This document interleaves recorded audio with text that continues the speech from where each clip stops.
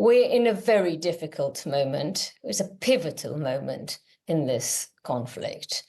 I don't think we've been in as difficult a moment in this conflict, given that we've seen what Iran is capable of in April. We've now seen again that Israel can target anywhere in Iran, but this time there is a question of the safety of the Iranian senior officials. The bodyguard assigned to Ismail Haniyeh was killed. He's Iranian. And Israel's basically sending a message to the Iranians: we can kill any one of you, anywhere, anytime. And that is very dangerous. Iran has many long arms known as proxies. In fact, they act as substates in many places, in Iraq, in Syria, in Lebanon, in Yemen, in Gaza, of course, in the West Bank, and in East Jerusalem.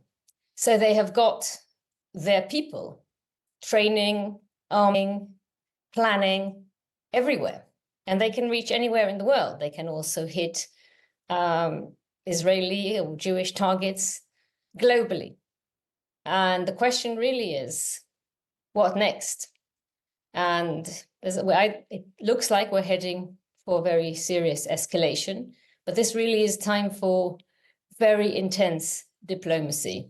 Well, it's very, very serious, and it's very embarrassing for Iran, because together with Ismail Haniyeh was his Iranian assigned bodyguard, who also died in the attack. And this puts into question the security of senior Iranian officials.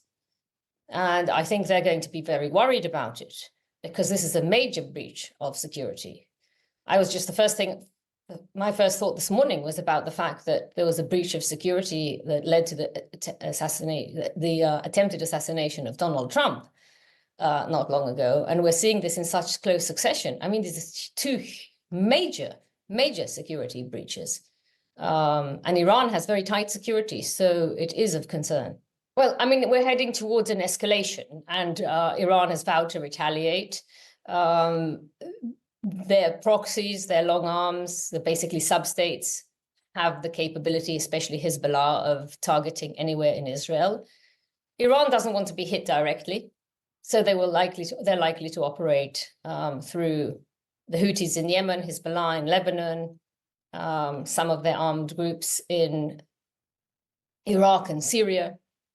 But they could also hit targets outside Israel, Israeli targets abroad. And the question then is, how will Israel retaliate? And the main problem is that this hurts the ceasefire talks. And Israel claims that they want the hostages back. But acts like this are not going to make it easier to get the hostages back. Ismail Haniyeh was the prime minister of Hamas. He was the lead negotiator for Hamas. He was the more pragmatic one. And Israel's likely to want Sinwar's head, Yahya Sinwar, the main mastermind of the attacks of the 7th of October, the horrific attacks. And the war is likely to continue until they get Yahya Sinwar's head or they arrest him, which is unlikely. So it's extremely, extremely complicated. The war must end in order to move forward. And I think all efforts need to be focused in that direction.